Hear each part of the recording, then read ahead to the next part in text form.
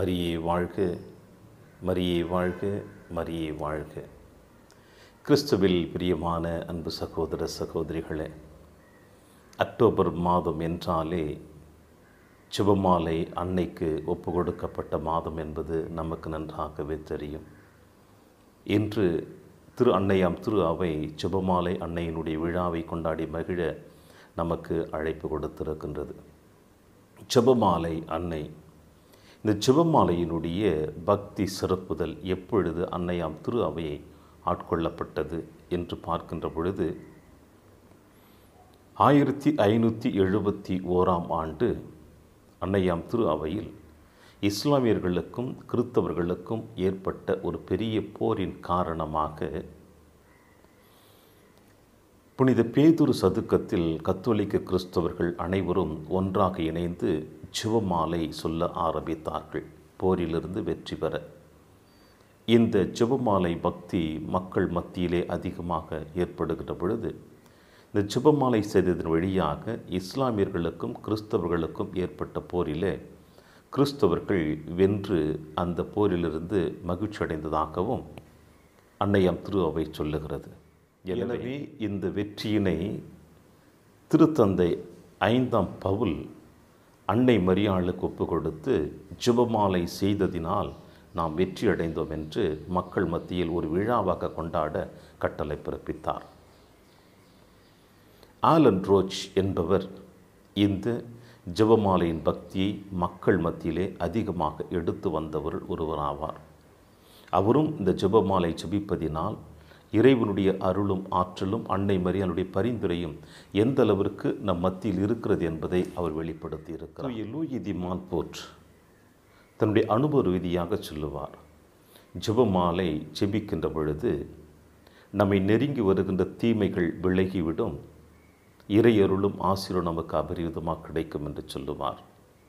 பிரியமான அன்பின் தேவ பிள்ளைகளே, இப்படி திருச்சபையில் இஸ்லாமியருக்கும் கிறிஸ்தவர்களுக்கும் ஏற்பட்ட போரில் வெற்றி கண்டதன் காரணம் ஜெபமாலை ஜெபித்ததினாலும், ஜெபமாலை ஜெபிக்கின்ற பொழுது தீமைகள் நம்மை விட்டும் அகலும் என்ற ஒரு புனிதருடைய அனுபவ ரீதியாகவும் சொல்லுகின்ற பொழுது இந்த ஜெபமாலை ஜெபிப்பதினால் நமக்கு வருகின்ற பலன் என்ன என்று பார்த்தோம் என்றால், இந்த ஜெபமாலையை நாம் ஒட்டுமொத்தமாக நாம் ஜெபிக்கின்ற பொழுது முதலில் நாம் மூவொரு கடவுளை அழைக்கின்றோம், நம் விசுவாசத்தை பிரகடனப்படுத்துகின்றோம், நம் ஆண்டவர் இயேசு கிறிஸ்து கற்றுக் கொடுத்த ஜெபத்தை சொல்லுகின்றோம்.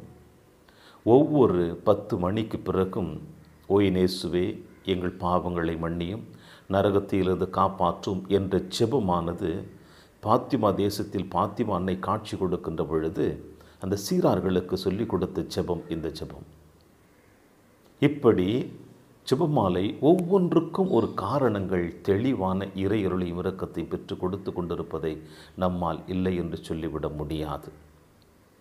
பிரியமான சகோதர சகோதரிகளே, இன்னும் ஆழமாக நம் அன்னையாம் திரு அவை நமக்கு கொடுக்கின்ற இன்னொரு செய்தி, ஜெபமாலை சொல்லுகின்ற பொழுது இந்த 4 தேவ ரகசியங்களையும் நாம் சொல்லுகின்ற பொழுது புதிய ஏற்பாட்டை நாம் வேதத்து புத்தகத்திலிருந்து படிக்க தேவையில்லை. மாறாக இந்த 4 தேவ ரகசியங்களும் ஒவ்வொரு நாளும் ஒவ்வொரு தேவ ரகசியத்தை சொல்லி சொல்லி ஜெபிக்கின்ற பொழுது ஒட்டுமொத்த புதிய ஏற்பாட்டையும் நாம் வாசித்ததாக நமக்கு உள்ளத்தின் ஆழத்தில் அனைத்து நிகழ்வுகளும் பதிந்து விடுகிறது.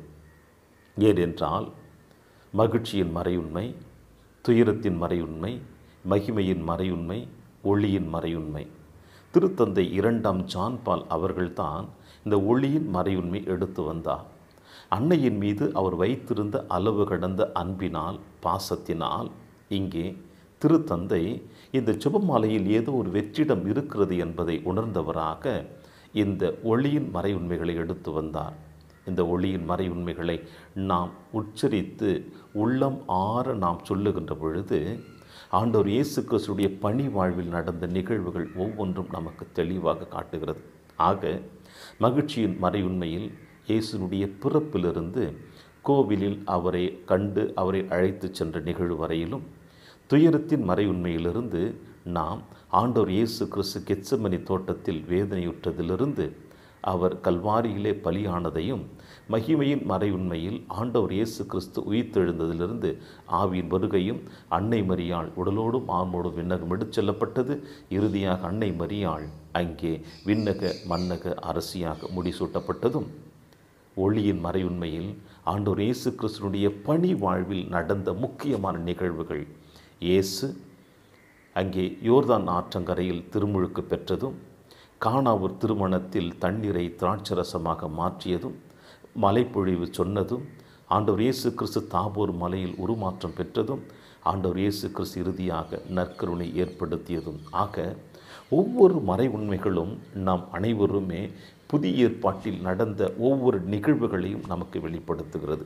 எனவே ஜெபமாலை சொல்லுகின்ற பொழுது 4 மறை உண்மைகளையும் நாம் உச்சரிக்கின்ற பொழுது, மனதார சொல்லுகின்ற பொழுது, புதிய ஏற்பாட்டை ஒட்டு மொத்தமாக நாம் படித்தது போல ஒரு உள்ளத்தின் நிறைவு நமக்கு கிடைக்கிறது.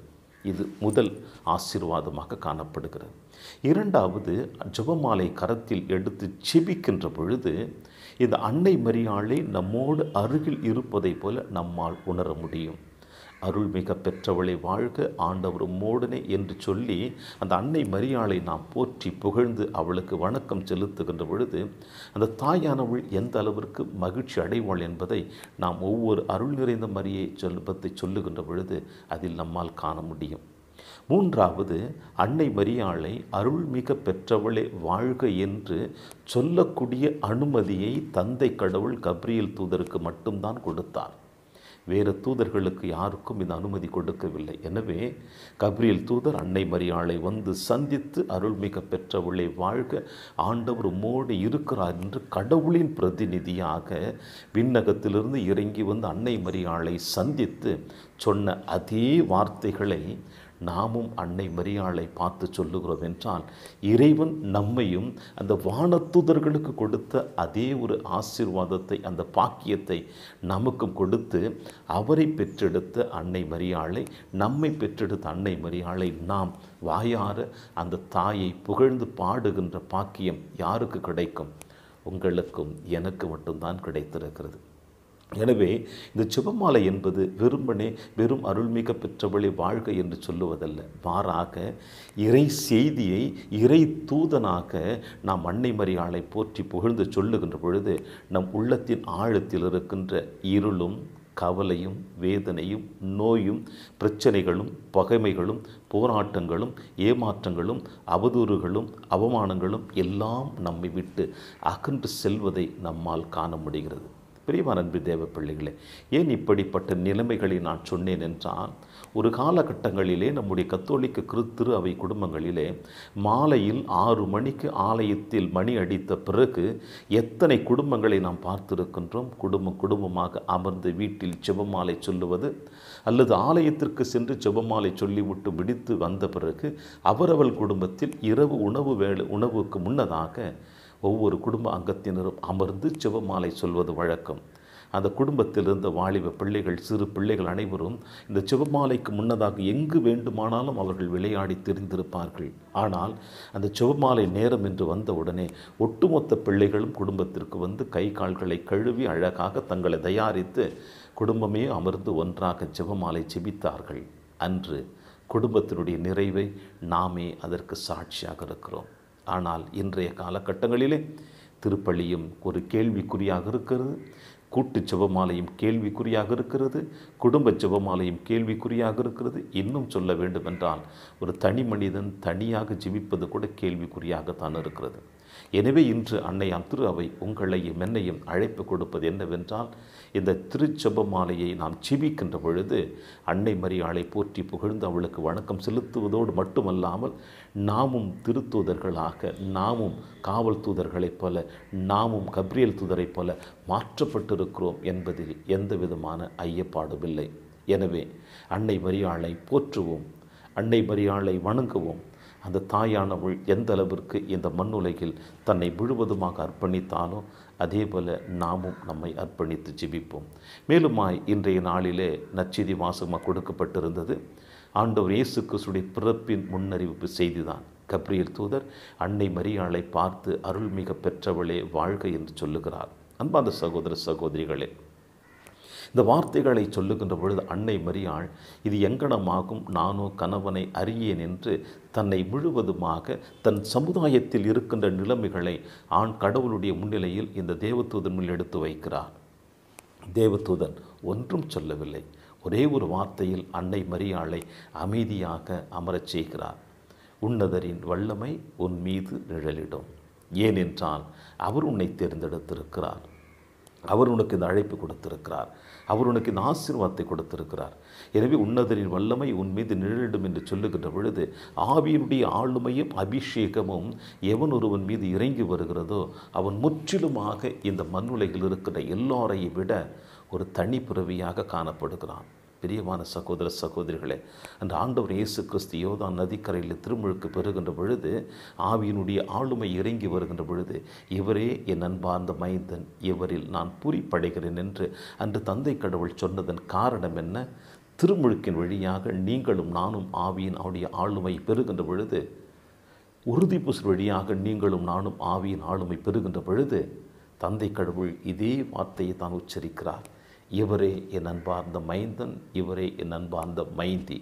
அன்று அன்னை மரியாளை பார்த்து தந்தை கடவுள் சொன்ன வார்த்தை, நீரே நான் தேர்ந்தெடுக்கப்பட்ட அற்புதமான என் மகள், உன்னில் நான் பெருமை கொள்ளுகிறேன். ஏனென்றால் என் மகனை தாங்கிக் கொள்ளப் போகிறாய், என்னையும் தாங்கிக் கொள்ளப் போகிறாய் என்று அன்னை மரியாளுக்கு அந்த ஆசீர்வாதத்தை கொடுத்தார் அல்லவா?